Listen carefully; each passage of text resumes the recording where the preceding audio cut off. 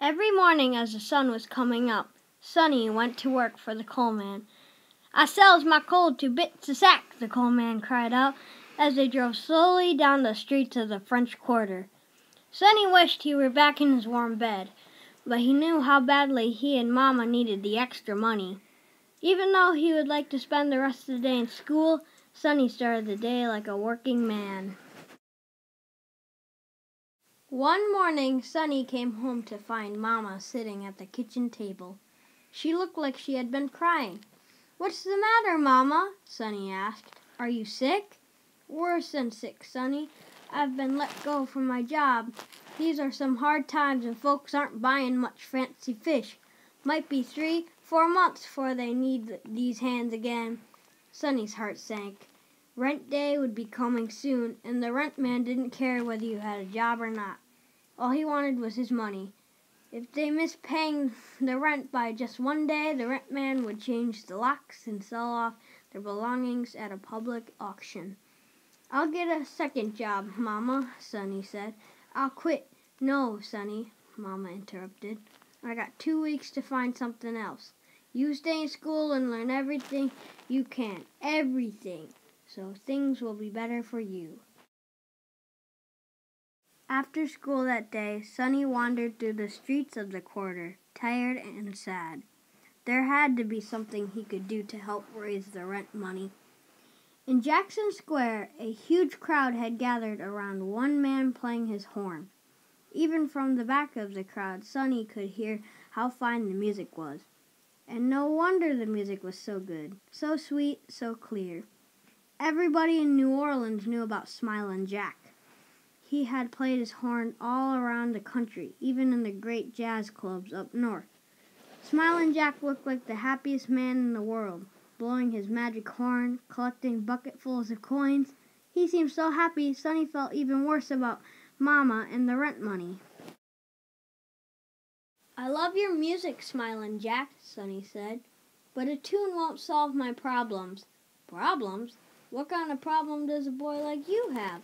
Sonny explained about his mother losing her job, about the rent man who'd put them out on the street if they missed paying rent. Smilin' Jack suddenly looked serious. "Back in Mississippi, where I come from, they did the same thing to colored folks all the time. But then we found a way to fight back, pay the rent man, and have the world's best party at the same time." "How'd you do that?" Sonny asked. "All the neighbors got together and threw themselves a rent party," Smilin' Jack said. "They baked sweet potato pies, fixed up some catfish and greens, and then brought the food to the house where help was needed. They put out a big empty bucket, too, and soon someone who knew how to pluck a fine banjo or blow a jazzy horn would start playing, make people sing and dance and forget their worries for a while. By the end of the night, people had dropped enough money in the bucket to put the old rent man back in his place." When Sonny got home, he found Mama sitting near the stove. "No luck again today, Sonny," she said, "but I'll keep looking. I'll find me that job to keep us going." Sonny stirred the coals with a poker, trying to warm the damp room. "Maybe you won't need that job right away, Mama," Sonny said. "We're going to have a party tonight and raise all the money we need for the rent, every last nickel and dime. Smilin' Jack told me how to do it." "Don't be talking such foolishness, Sonny, even if you're just trying to cheer me up," Mama said, pulling her shawl tighter around her shoulders. "It's not foolishness, Mama," Sonny insisted. "I'm going to prove it to you." Sonny knocked on all the neighbors' doors, told them about the party, and asked them to bring whatever food they could spare. He told them to get ready for the best music in the world. They were all going to meet the great Smilin' Jack. On his way home, Sonny found an empty bucket in an alley. He put it on the floor just inside the doorway and sat down beside Mama to wait. Mama shook her head, thinking her poor son had just plain lost his mind. The house and the street were soon filled with people. There was more food than Sonny had ever seen at one time. Enough for everyone who was busy clapping and singing and dancing. All the neighbors had come to the party.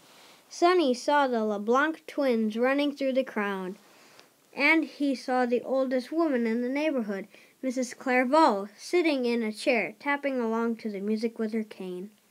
Just one thing bothered Sonny at first. He heard only a few coins drop into the bucket. But as the night went on and the party heated up, he heard more and more and more. When everyone had left, the bucket was brimming with coins. Mama counted out the money they needed for the rent and handed the rest to Smilin' Jack. "I thank you much, Smilin' Jack," she said. "I took what I need to see us through. This belongs to you." Smilin' Jack shook his head. "No, ma'am, that belongs to anybody who needs it for rent or food. I've already been paid. This was the most fun I've had in a long time.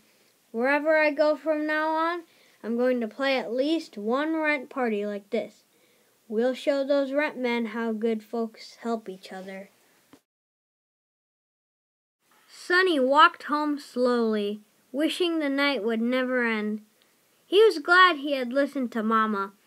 If he had quit school and taken a second job, he would never have met Smilin' Jack, never have learned about bringing the neighbors together for a rent party. It made him think about how much people could do for one another if they put their minds and hearts to it. Sonny figured he would stay in school and learn everything in his books and lessons. And maybe, just maybe, he'd learn to play the trumpet too. Beneath the bridge glow of the street lamps, Sonny swayed back and forth, pretending he could blow a mean horn.